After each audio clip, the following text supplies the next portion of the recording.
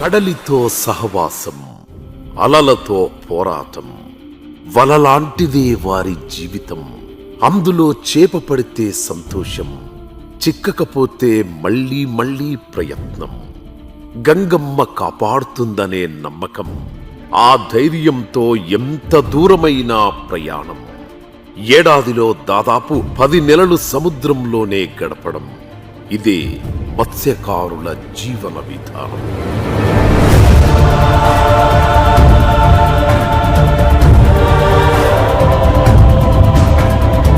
కడలినే జయించిన మత్స్యకారులు వారి కన్నీటిని మాత్రం జయించలేకపోయారు. ఎందరో పాలకులు వచ్చారు, ఎన్నో ప్రభుత్వాలు మారాయి. మత్స్యకారుల జీవితాలను ఓట్లతో లెక్కేశారే తప్ప ఆ బతుకులకు బాసటగా నిలిచింది మాత్రం ఒక్క జగన్ మాత్రమే.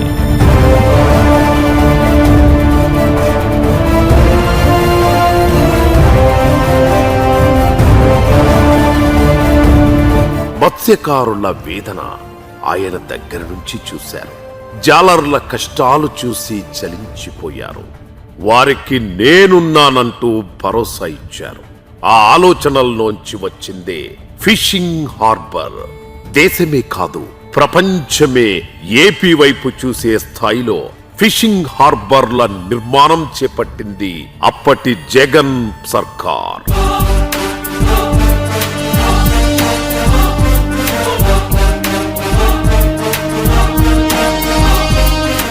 ఆటుపోట్లకు ఎదురీదుతూ వరదలు, తుఫాను లాంటి ప్రకృతి వైపరీత్యాలను కూడా లెక్క చెయ్యకుండా చేపల వేటే ఆధారంగా జీవనం గడిపే మత్స్యకారులకు మంచి రోజులొచ్చాయంటే అది జగన్ హయాంలోనే.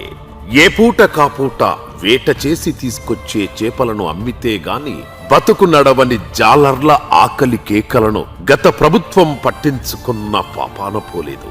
ఆదుకోవలసిన ప్రభుత్వాలు అసలు సంబంధమే లేనట్లు ఉండేవి.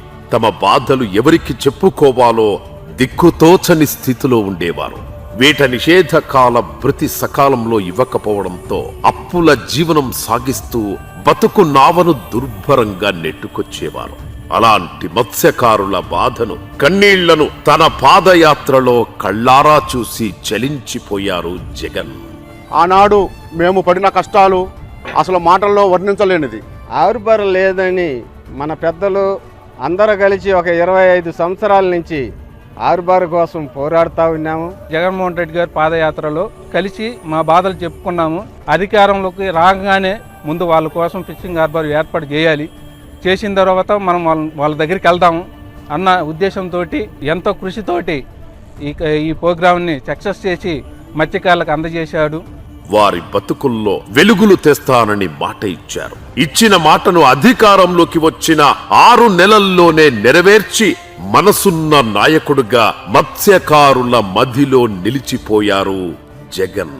మా బాధలు ఆలగించి, మా మనవి ఆలగించి ఇక్కడ జువల్దీన్లో 2019లో జగన్మోహన్ రెడ్డి ముఖ్యమంత్రి కాగానే ఇక్కడ ఫిషింగ్ హార్బర్ మంజూరు చేయడం జరిగింది. వైఎస్ జగన్మోహన్ రెడ్డి గారు ముఖ్యమంత్రి అయినప్పుడు కూడా మత్స్యకారు గ్రామాలను కూడా, మత్స్యకారుల్లో కూడా ఆశయాలను నింపి చాలా వరకు కూడా ఆ జీవనోపాధికి ఇబ్బంది లేకుండా చేశారు. ఎప్పుడు కానీ జగన్మోహన్ రెడ్డి గారికి, ప్రతాప్ కుమార్ రెడ్డి గారికి ఎప్పుడు రుణపడి ఉంటాం. దేశంలో ఏపీకి 2వ పొడవైన తీర ప్రాంతం ఉంది. అయినా ఏటా 25,000 నుంచి 30,000 మంది మత్స్యకారులు 9 నుంచి 10 నెలల పాటు సముద్రంలో వేటకు వెళ్లేవారు. బతుకు తెరువు కోసం ఇంటి నుంచి వెళ్లిన వాళ్ళు బతికి వస్తారో లేదో, ఏం జరుగుతుందో అని ఆ కుటుంబాలు పడే వేదన అంతా ఇంత కాదు. మహానుభావులు పోటు రావటం అందరికీ ఆదాయమే. గతంలో వీళ్ళు మంగళూరుకు పోయి బోటుల్లో శవాలు అయిపోయి తిరిగి వచ్చి ట్రైన్లో కింద పడిపోయి. మాకు హార్బర్ వచ్చినప్పటి నుంచి బాగా ఉంది. వలస వెళ్ళే ప్రోగ్రాం లేకుండా ఇంటికాడే జరుగుతూ ఉంది. 3 నెలలకి 4 నెలలకి ఒకసారి వచ్చేవాళ్ళు. అలాంటిది ఇప్పుడు హార్బర్ పడడం వల్ల 10 రోజులకల్లా మా ఇంటికి వచ్చి ఉంటున్నారు. అది మాకు ఎంతో సంతోషంగా ఉంది.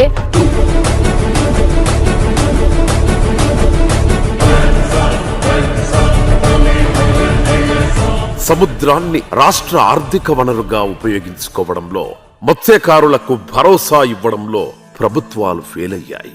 కనీస సౌకర్యాలు అందించడంలో విఫలమయ్యాయి. మత్స్యకారుల జీవితాలను మార్చేందుకు, బతుకులకు భరోసా కల్పించేందుకు 10 షిప్పింగ్ హార్బర్ల నిర్మాణానికి తన హయాంలో జగన్ శ్రీకారం చుట్టారు.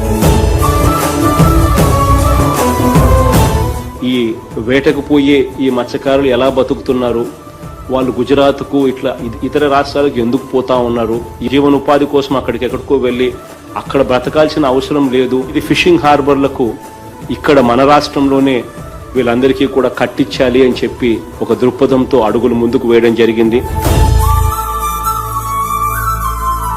కరోనా రూపంలో 2 ఏళ్లు కష్టం వెంటాడిన ఇచ్చిన మాట కోసం 10 ఫిషింగ్ హార్బర్లు, 6 ఫిష్ ల్యాండింగ్ సెంటర్ల నిర్మాణానికి వేగంగా అడుగులు ముందుకు వేశారు.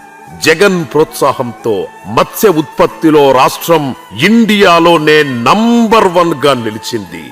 జగన్ చేపట్టిన ఈ హార్బర్లన్నీ పూర్తయితే మత్స్యకారుల జీవితాల్లో మరిన్ని కాంతులు వస్తాయి. ఇప్పుడు ఏం కావాలన్నా మా ఆడవాళ్ళకు కూడా ఇక్కడ పని చేసుకునే వసతి దొరికింది. చేపలు పడతా ఉంటే అవి మొయ్యటం, కూలి తీసుకోవడం అట్లా జరుగుతూ ఉంది. మాకు ఈ హార్బర్ కట్టించిన మా జగనన్నకి మేము ఎప్పుడు రుణపడి ఉంటాము. మా అమ్మకు కూడా పని దొరుకుతుంది. దానివల్ల మేము ఎంతో బాగా చదువుకుంటా ఉన్నాము. ఇదంతా జగనన్న దయ వల్ల మేము బాగా చదువుకుంటున్నాము. 555 మత్స్యకార గ్రామాల్లో దాదాపు 6,80,000 మంది మత్స్యకారులకు ప్రయోజనం చేకూర్చేలా దాదాపు 3,500 కోట్లతో వైఎస్ఆర్సీపీ ప్రభుత్వం శ్రీకారం చుట్టిన 10 ఫిషింగ్ హార్బర్లు, 6 ఫిష్ ల్యాండింగ్ సెంటర్లలోని మొట్టమొదటిదైన జువ్వలదిన్నె హార్బర్ జగన్ హయాంలోనే మత్స్యకారులకు అందుబాటులోకి వచ్చింది.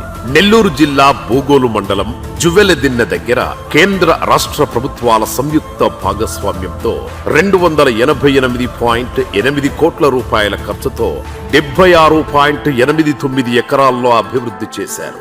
పొట్టకూటి కోసం కూలీలుగా పొరుగు రాష్ట్రాలకు వలస వెళ్లిన వారు ఇప్పుడు ఇక్కడే అధునాతన మెకనైజ్డ్ బోట్లతో చేపలు పట్టుకునే వెసులుబాటు అందుబాటులోకి వచ్చింది. జువ్వలదిన్నె ఫిషింగ్ హార్బర్ కు వెళితే కనిపించేది హడావుడి కాదు, ఆనందం. వాళ్ళ మాటల్లో వినిపించేది సంతోషమే కాదు, జగన్ ఇచ్చిన ధైర్యం.